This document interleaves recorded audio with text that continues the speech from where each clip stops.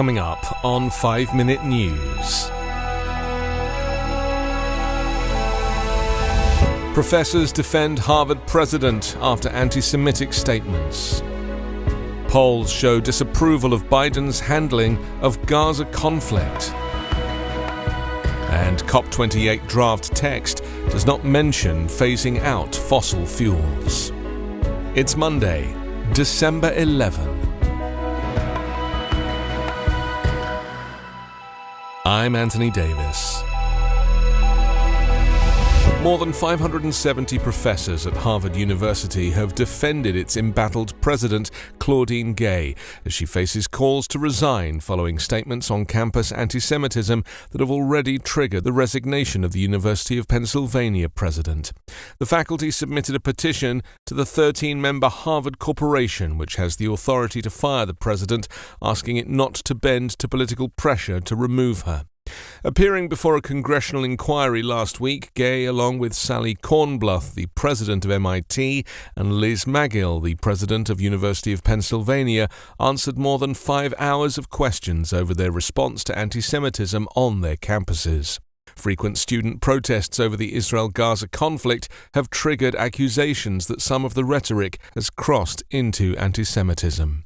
Gay, Kornbluth and Magill all declined to provide a definitive yes or no answer to the Republican Congresswoman Elise Stefanik's question about whether the calling for the genocide of Jews would violate their university's code of conduct.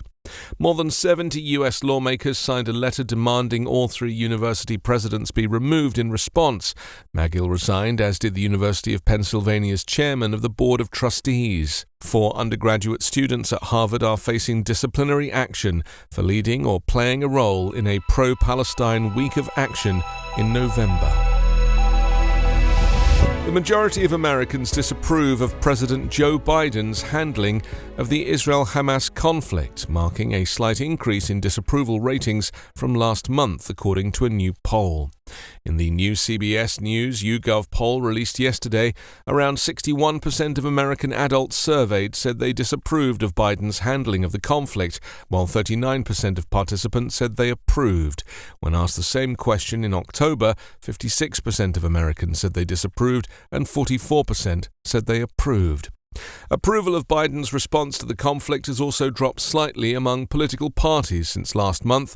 Around 63% of Democrats in the latest poll said they approve of Biden's handling of the conflict, a 3-point drop from October, when 66% reported the sentiment. Republicans' approval is much lower when compared with Democrats, with 22% in the latest poll saying they approve. Despite the rise in disapproval ratings, the Israel-Hamas war does not fall in the US's top issues, the poll found. When asked for the most important problem facing the US, inflation was the most picked, followed by immigration and the border and the state of democracy before the war.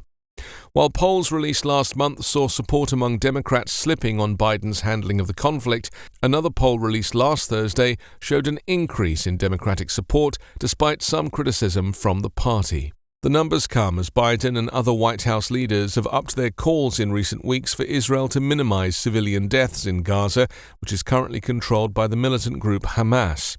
Biden has consistently expressed support for Israel's fight against Hamas, arguing the country has a right to defend itself following Hamas's surprise assault on October 7 that left more than 1,200 people dead. The United Nations climate body today published its latest draft text of the deal it hopes to reach at the COP28 summit in Dubai, which includes a range of actions countries could take to reduce emissions. The list did not refer directly to a phase-out of fossil fuels, which was a key demand by the European Union and many developing countries that are especially vulnerable to climate change.